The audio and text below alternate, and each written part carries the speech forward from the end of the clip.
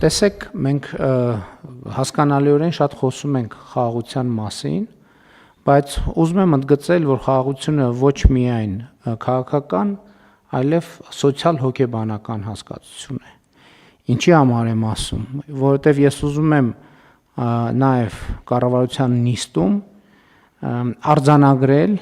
եւ նույնիսկ դատապարտել բոլոր այն միտումները, որոնց նպատակը Ղարաբաղից տեղահանված մեր հայրենակիցներին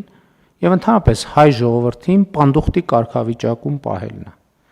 Հասկանում եք, խաղաղությունը ինչ կապ ունի սա խաղաղության թեմայի հետ, որովհետեւ երբ որ մենք ասում ենք ընդհանրապես, երբ որ մենք խոսում ենք նրա մասին եւ մենք պետք է առերեսվենք, հատկապես հիմա դա շատ կարեւոր է անել։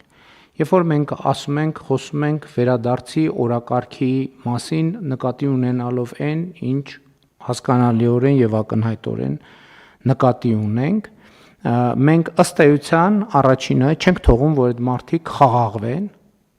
եւ տնավորվեն։ Սա շատ կարեւոր է, որովհետեւ խաղաղությունը մենակ պայմանագիր չի։ Խաղաղությունն այն է, որ մարդը խաղաղվի, հասկանա, որ այն ճամպրուկը կապած վիճակում այդ չկա ավելի դաժան եւ տառապալի բան, քան սպասումը։ Բայց մենք որպես ժողովուրդ արդեն 100 քանի տարի է այդ սպասումով ենք ապրում եւ սա ուզում եմ ընդգծել էլի, սա կայսերական քաղաքականություն է։ Սա հակահայկական ապահայկական կայսերական քաղաքականություն է, որ մի խաղաղվեք, էսա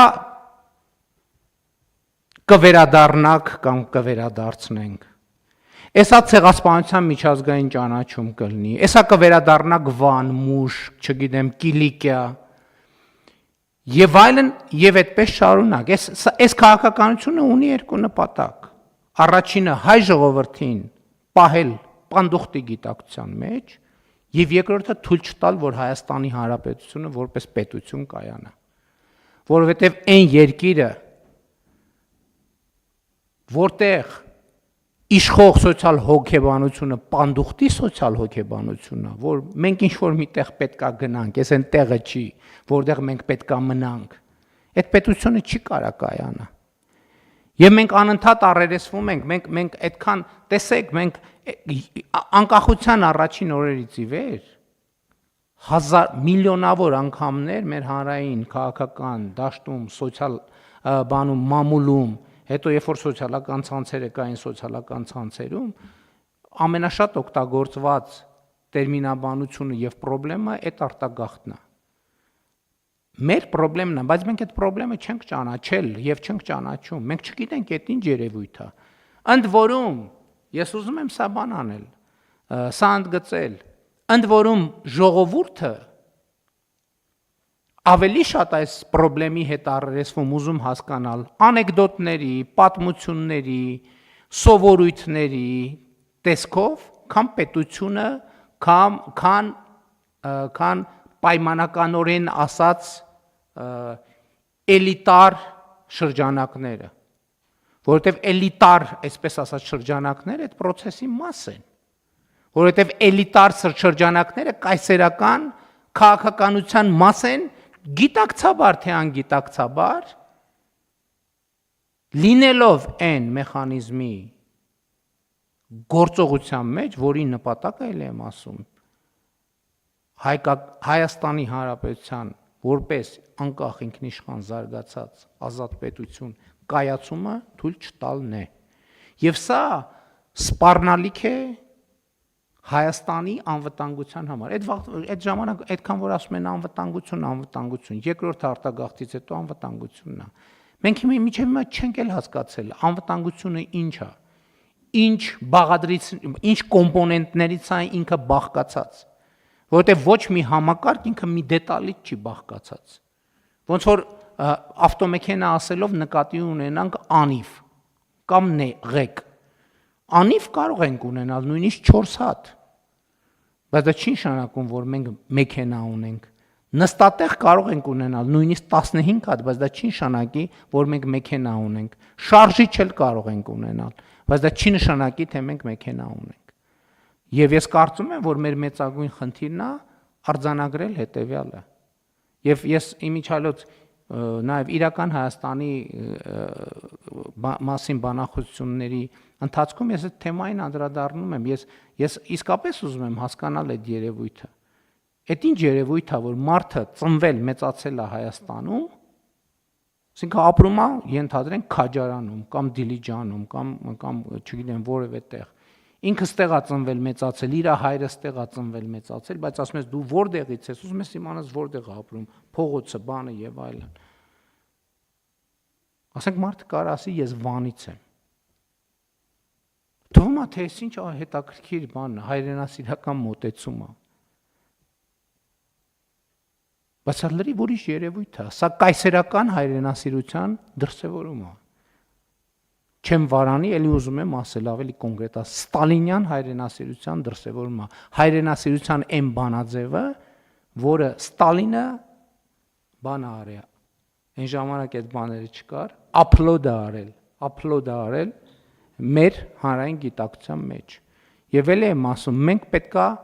մենք խաղաղությունը հաստատել ենք քաղաքական մակարդակում, բայց երբ որ մենք խոսում ենք խաղաղության խնամքի մասին, դա նշանակում է սոցիալ հոգեբանական մակարդակում է, մենք պետքա խաղաղվենք։ Հակառակ դեպքում չենք գտնի խաղաղությունը, ավելի ճիշտ կկորցնենք խաղաղությունը, որովհետև այդ նշանակում է, երբ որ մենք այդ խոսույթները շարունակում ենք, այդ նշանակում է մենք մտնում ենք կոնֆլիկտի մեր շուրջ բոլորի հետ մտնում ենք կոնֆլիկտի, իսկ այս պարագայում մեզ ինչ է պետք։ Մտնում ենք կոնֆլիկտի հետ ենք հասկանում, բա ոնց մի րոպե, բա մեր ռեսուրսները հետ չեն բավարար չեն եւ բավարար չեն լինելու այդ կոնֆլիկտի հետ համար։ Բա ինչ անենք։ Երաշխավոր փնտրենք ու գնացինք։ Երաշխավոր փնտրելու։ Ինչի հաշվին։ Մեր ինքնիշխանության, մեր անկախության, մեր պետականության հաշվին։ Իմիջիայլոց, որ ասվում է, որ մենք խաղաղություն ենք ունեցել բանից նկատի առնվում 20 թվից առաջ խաղաղություն ենք ունեցել։ Մենք խաղաղություն չենք ունեցել։ Մենք ունեցել ենք սառեցված պատերազմ։ Մենք ունեցել ենք պատերազմի հետաձգում։ Ինչի հաշվին, հարգելի գործընկերներ, ինչի հաշվին։ Մեր ինքնիշխանության, մեր անկախության, մեր պետականության, մեր բարեկեցության, մեր ազատության, մեր զարգացման հաշվին։ Եվ 2016 թվականի դրությամբ արդեն այդ պատերազմը հետաձգելի բոլոր ռեսուրսները այլևս սպառված էին։ Եվ էլի ես ուզում եմ դիմել, հիմա այդ թեման այն է, որ խոսքը միայն Ղարաբաղից տեղահանված մեր հայրենակիցների մասին չի։ Խոսքը ընդհանրապես մեր մասին է։ Խոսքը ընդհանրապես Հայաստանի ժողովրդի եւ հայ ժողովրդի մասին է։ Երբ որ մենք ասում ենք տարիներ առաջ, որ մենք մեր նավը պետք է հասցնենք խաղաղ նավահանգստի, մենք հիմա հասցրել ենք խաղաղ նավահանգստի։ Ուղղակի մեզ այդ նավի ուղևորներից նույնպես պետք է խաղաղվել։ Խաղաղվել նշանակում է տնավորվել, բողջաները քանդել եւ դասավորել պահարաններում։ Այսինքն անցնել մշտական բնակության ռեժիմի։ Հակառակ դեպքում, որ մեր տարածաշրջանում այդ վերադարձի օրակարգերի բաները այդ թափանիվը պտտեցինք, կներեք տարածաշրջանից մեծ կտորը ականջնա մնալու։ Ու այդ process-ի մեջ գիտենք սովորաբար ով է ամենաշատը դուժողը ըլնում։ Այդտեղ մեծ հանելուկ եւ բան չկա։ Մեծ հանելուկ չկա։ Եվ այսօրը ես այսօրվա մասին այսօր չեմ խոսի, ես այսօրվա մասին կխոսեմ մի ամիս հետո։ Այսօրը շատ մեծ պատմական ձեռքբերում է։ Եվ այդ պատմական ձեռքբերումը չի կարելի զոհել էլի գերտերությունների շահերին, որոնց մասին երեք ազգային ժողովում Հայաստանի Հանրապետության Գիտությունների ազգային ակադեմիայի հրատարակած պատմության գրքից Ես մեջբերում, այդպիսի տասնյակ մեջբերումներ կա։ Գիտեք ինչ, այդ գիրքը կարդալիս, հատորյակները կարդալիս, ես տես տասնյակ տեղեր նշել եմ ու տեղեր կա, որ շատ մեծ ջանք եմ գործադրել ինձնից, որ էլի եթերում կամ տեսանյութ չանեմ կամ ուղիղ եթերում չկարդամ։ Շատ մեծ ջանքեր եմ գործադրել ամենատարբեր նկատառումներով, բայց այդ պետքա կարդացվի։ Այդ պատմությունը պետքա կարդացվի։ Մենք այն բացառիկ երկրներից ենք, որտեղ ամենաշատն է հղում արվում պատմությունը, ամենաշատը։ Ով ասես հղում է անում պատմությանը։ Բայց թերևս ամենաքիչն է կարդացվել պատմությունը, որովհետև մենք պատմությունը գիտենք, բայց գիտենք նենց ոնց որ հաղորդումներում, հարցազրույցներում եւ այլն մատուցվել է մեզ։ Ընդ որում ասեմ, այդ հատորյակում էլ ես երեք շնորհակալություն հայտնեցի, այսօր էլ եմ շնորհակալություն հայտնում,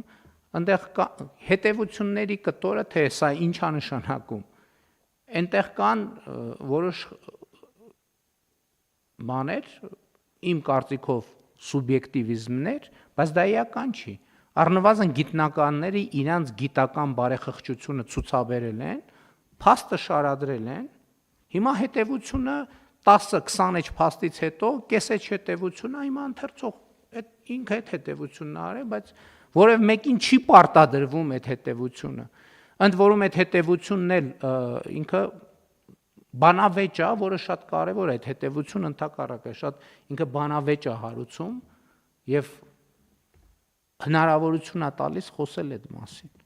Եվ ելի եմ ասում, շատ կարևոր է, որ մենք արձանագրենք, որ խաղաղությունը մենակ պայմանագիր չի, խաղաղությունը նաև հոգեվիճակ է։ Խաղաղությունը սոցիալ հոգեբանություն է։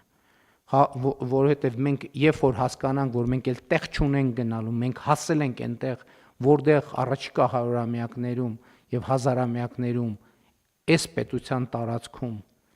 մենք եւ մեր սերունդները ապրելու ենք, այ խաղաղությունը է դա։ Այդ պահին է գալու խաղաղություն։ Եվ այս սոցիալ հոգեբանությունն է, որ երաշխավորելու է խաղաղությունը։ Եվ այս է պատճառը, որ ես երեք ազգային ժողովի ամբիոնից ասացի, որ Հայաստանի Հանրապետության ժողովուրդն է երաշխավորը խաղաղության։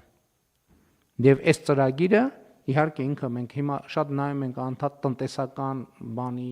քառակուսի մետրի, դրամի եւ այլնի, որը իհարկե շատ կարեւոր է։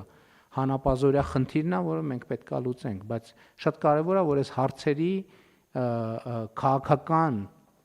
խորքը մենք հասկանանք եւ գիտակցենք։ Եվ լավ առիթ է սրա մասին խոսելու։